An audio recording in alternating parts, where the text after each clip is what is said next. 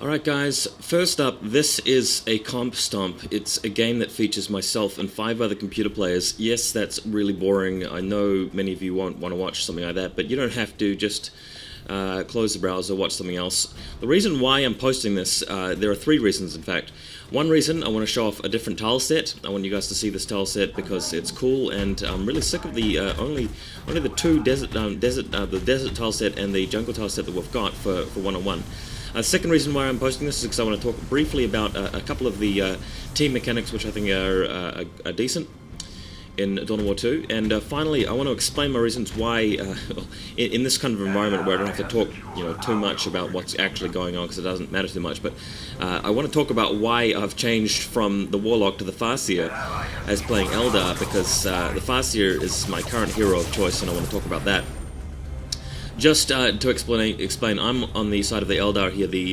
The red guys that you see, the red Guardian stuff, are controlled by me. All the yellow ones are the computer. We've got the Alitok craft world and the Allende craft world, which are both yellow and blue. They're just sort of inverted or just swapped around in terms of the color scheme. I'm sure you guys know what I'm talking about. Anyway, all of the other computer opponents on the other side of the team are orcs, and they've all got the different hero each. So while we're looking at the Farseer here, I better explain why I prefer the Farseer rather than the Warlock. Well, the reasons mainly have to do with the kind of gear that she can get.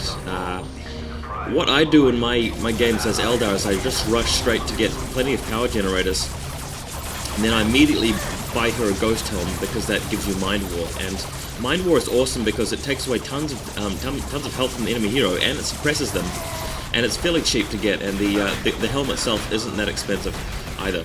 So that's Mind War for the Farseer. Now she starts off with Guide, really handy for your basic Guardians which don't have the Shuriken platform, because those Guardians are cheaper and they're much more mobile, and you can buff them a little bit with Guide, and that actually makes them a little bit more formidable.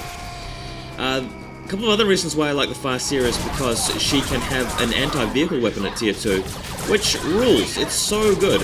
She can actually take on a Dreadnought and kill it, or like a tank or something like that. And it means you don't have to like equip your Wraith Lord with a Bright Lance or get a Bright Lance weapons team or something like that. So that's one really flexible and handy thing about the Farseer that I've really been enjoying. It's a bit expensive to get that Wishblade which does that, but it's so worth it if you can take a vehicle out with it. Another thing about the Farseer is that you can use Farsight to reveal an area of the Fog of War, and I previously thought that would be a terrible ability because, well, for a couple of reasons, but never mind those reasons. It turns out that it's actually not such a bad ability if you combine it with Eldritch Storm, which is a very powerful ability if the enemy doesn't run out of the way at the time, or they don't see you lining it up on them. So bear that in mind. The Farseer can actually really crash some late game. Also, the Farseer gives you access to the Seer Council, which I think is kind of out of reach in a one-on-one game. I've got them a couple of times, but it's only when I'm way ahead and winning and have tons of requisition to spare.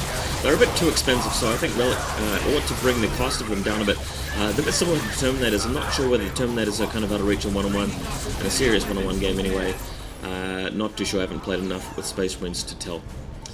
So yeah, so there you go, the Farseer, very good. As opposed to the Warlock, the Warlock has that Psychic Shield ability, but it kind of rips through his mana a little bit too quickly for my liking, and he doesn't quite have all the different tools that the Farseer does, and he can't take up vehicles in the same way the Farseer can either. So at the moment I'm enjoying the Farseer. Maybe I'll experiment with Warp Spider some more, but the Farseer is definitely my favourite for now, and I think she looks the coolest. I'm really glad that they got rid of her helmet. The Farseer in Soulstorm looks terrible, in my opinion. Absolutely goofy.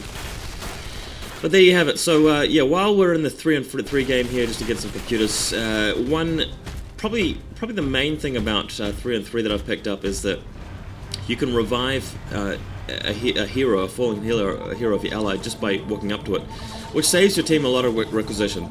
Another thing about 3-on-3 Allied is that you can build power generators at a node that somebody else has captured. That's quite handy. Usually there are only like there's only enough nodes for one each, and that's just it's really not enough power for you if you've only built generators next to one of them. As for this map, I think it's quite a cool map. I've actually tried playing a one-on-one game on it, and it was kind of interesting. I think this map almost would work for one-on-one. It's quite big. One problem I foresee is that enemy troops just run around the sides, but I think one-on-one maps ought to have challenges like that. It ought to be difficult. This game needs to be harder. So I might try encouraging people to play me one-on-one on this map in future. Got some Banshees here charging into the action. Banshee's so vulnerable, but if you get them in the right situation, they really just trash the enemy, so you've got to be very careful with them. I'm not really sure which matchup they are best in, but I suspect it's Eldar versus Orcs. I don't think it's Eldar versus Space Marines. It's definitely not Eldar versus Tyranids because of Spore Mines, which are very powerful. As you can see, I've just blocked off the way around the side here for the Orcs, and they're charging with Sluggers, but they have to retreat again because the suppression fire from the Shuriken platform is just so intense over there. So that's cool, but yeah, it's great watching the carnage in the 3-on-3.